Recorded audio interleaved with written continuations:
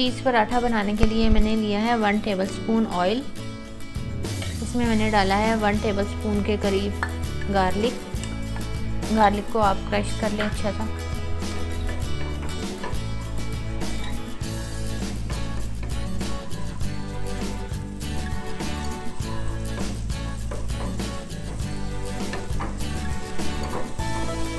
हल्का हल्का सा आपने गार्लिक को भून लेना है।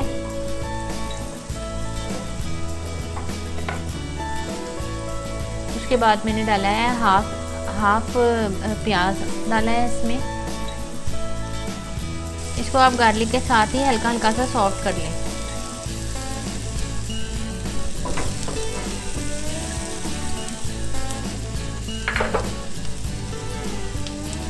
ये मैंने बोनलेस चिकन लिया है, इसका मैंने कीमा करवा लिया था। अगर आपने कीमा नहीं करवाना तो आप इसे छोटे छोटे क्यूब्स में भी काट सकते हैं, लेकिन इसे आपने जो इसकी कटिंग करनी है वो बहुत छोटे छोटे पीसेस में करनी है।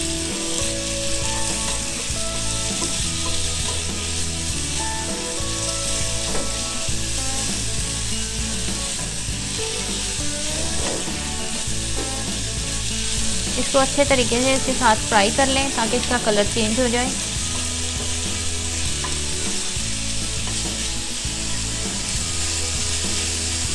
ये देखें इसका कलर चेंज होना शुरू हो गया है।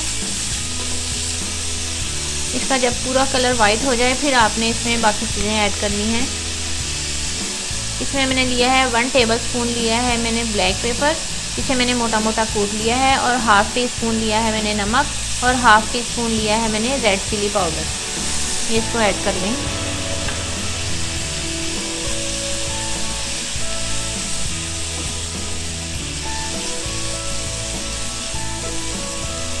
वन टेबल स्पून मैंने लिया है सोया सॉस,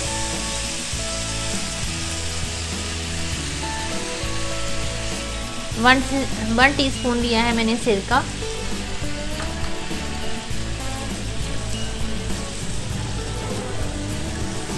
को अच्छे तरीके से आप मिक्स कर लें।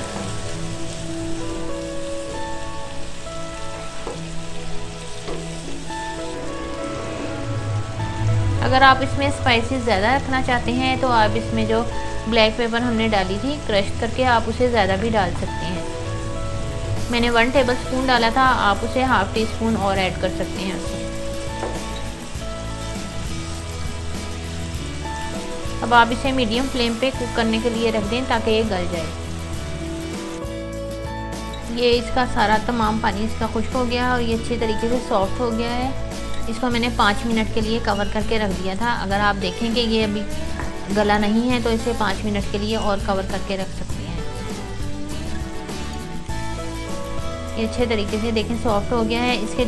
इसमें जो आप बड़े बड़े से पीस देख रहे हैं, अगर आपको लगे कि ये ज़्यादा बड़े हैं तो आप इसे अच्छी तरीके से छोटे छोटे से इस तरीके से कर सकते हैं, ताकि हम जो फिलिंग इसमें करेंगे, चिकन की जो फिलिंग करेंगे वो बाहर ना निकले।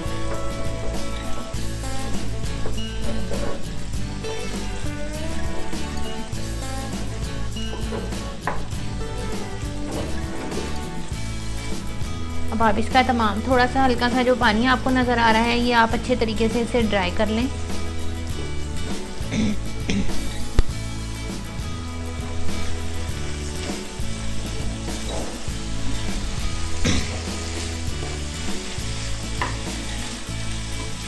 ये देखें इसका पानी ड्राई होना शुरू हो गया है।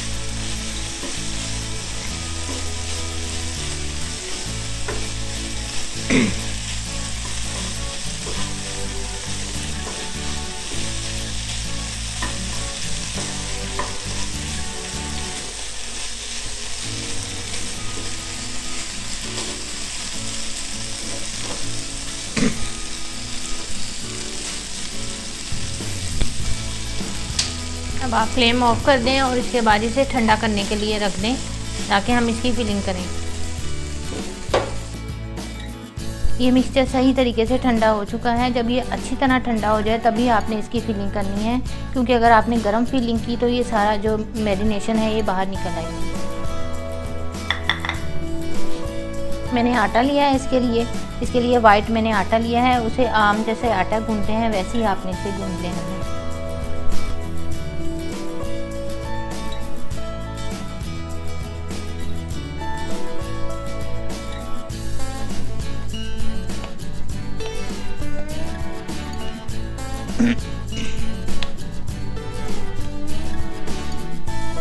آپ نے اتنے سائز کے 2 پیڑے اس کے بنا لینے۔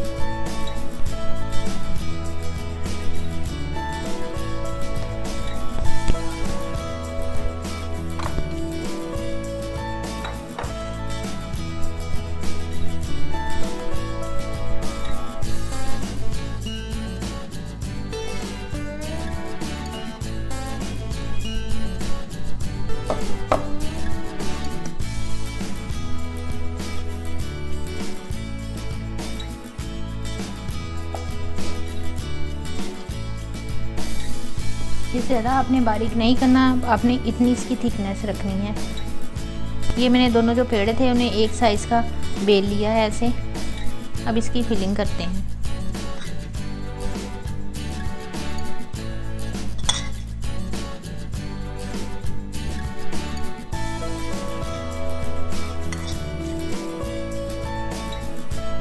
اچھے طریقے سے اس کی آپ نے فلنگ کر لینی ہے۔ آپ نے زیادہ اس سائڈ سے نہیں رکھنا ہے، کیونکہ اگر ہم نے اس سائڈ پہ کی تو اس کی ساری فلنگ باہر نکل آئے گی۔ کوشش کریں گے آپ اسے درمیان میں ہی رکھیں بس۔ اور اگر آپ کو اس میں کوئی پیس بڑا لگے تو آپ اسے تھوڑا سا چھوٹا بھی کر سکتی ہیں۔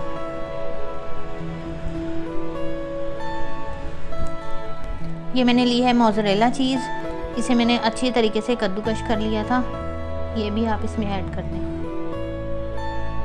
چیز کو بھی آپ نے درمیان میں ایڈ کرنا ہے، سائیڈوں میں سے نہیں تو یہ میلٹ ہو کے نکل آئے گی۔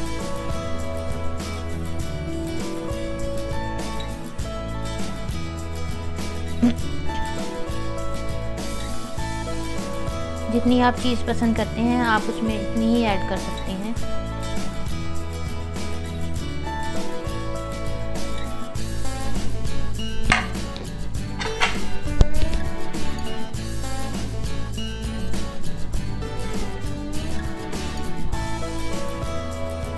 یہ آپ اسے اچھے طریقے سے اسے کور کر دیں۔ سب سے پہلے آپ نے اس کے کنارے اچھے طریقے سے دبانے ہیں تاکہ یہ کناروں پہ سے کھل نہ جائے۔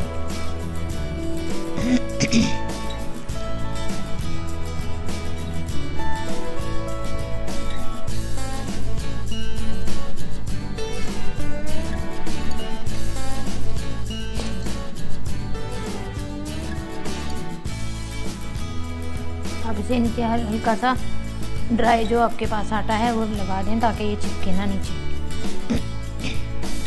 اس کے اوپر بھی ہلکا سا آپ اسپرنکل کر دیں آٹا۔ اب ہلکے سے آپ نے ہاتھ سے اسے بیل لینا ہے۔ آپ نے اسے زیادہ دباؤ ڈال کے نہیں بیلنا، بس ہلکے سافٹ ہینڈ سے آپ نے بیلنا ہے۔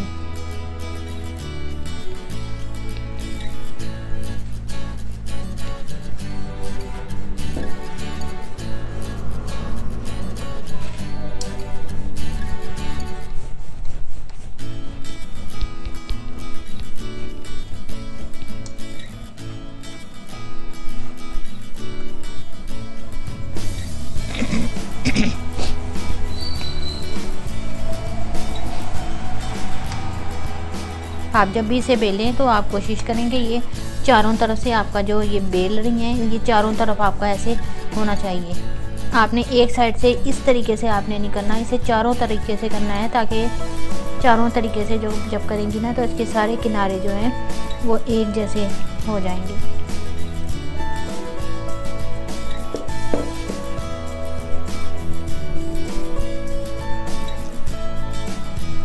اتنا آپ نے اس کا سائز رکھنا ہے۔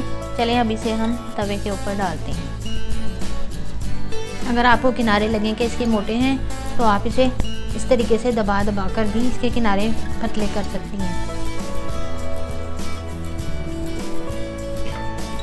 اس کو آپ نے بار بار نہیں پلٹنا، جب یہ ایک سائڈ سے اچھے طریقے سے براؤن ہو جائے تب ہم اس میں آئل لگائیں گے اور تبھی اس کی سائڈ چینج کریں گے۔ اس میں ہلکے سے اس طریقے سے آپ کٹ لگا دیں۔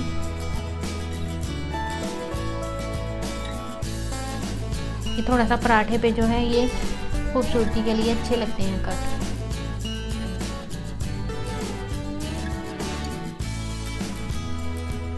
آپ نے فلیم کو میڈیم رکھنا ہے۔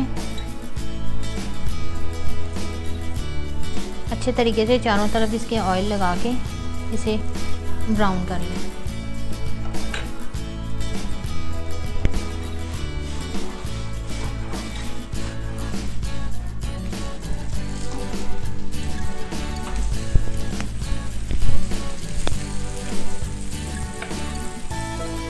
بہت مزیدار سی یہ ریسیپی ہماری ڈش بن کے تیار ہوگی۔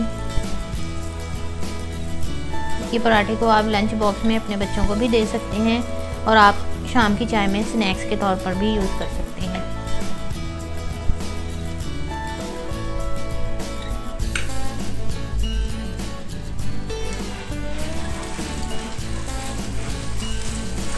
اسے آپ اس طریقے سے براؤن چاروں طرف سے کر لیں۔ اگر آپ نے درمیان میں اس طریقے سے رکھ کے آپ نے براؤن کیا تو یہ درمیان میں سے کوک ہو جائے گا اور چاروں طرف سے اس کی فلیم صحیح طریقے سے اس پہ نہیں لگے گی۔ یہ دیکھیں، یہ چاروں طرف سے کوک ہو گیا صحیح طریقے سے۔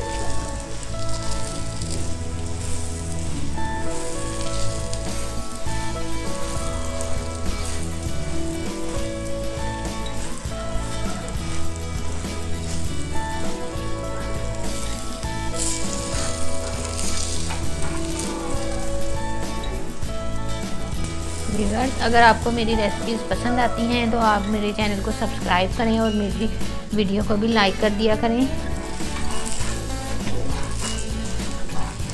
اور مجھے اپنا فیڈ بیک ضرور دیں کہ آپ کو میری ریسیپیز کیسی لگتی ہیں۔ میری کوشش یہی ہوتی ہے کہ میں آپ کو ایسی چیزیں بتاؤں جو آپ کو اپنے ہی کچن سے تمام اس کی جو انگریڈینٹس ہیں وہ آپ کو اپنے ہی کچن سے اویلیبل ہوں۔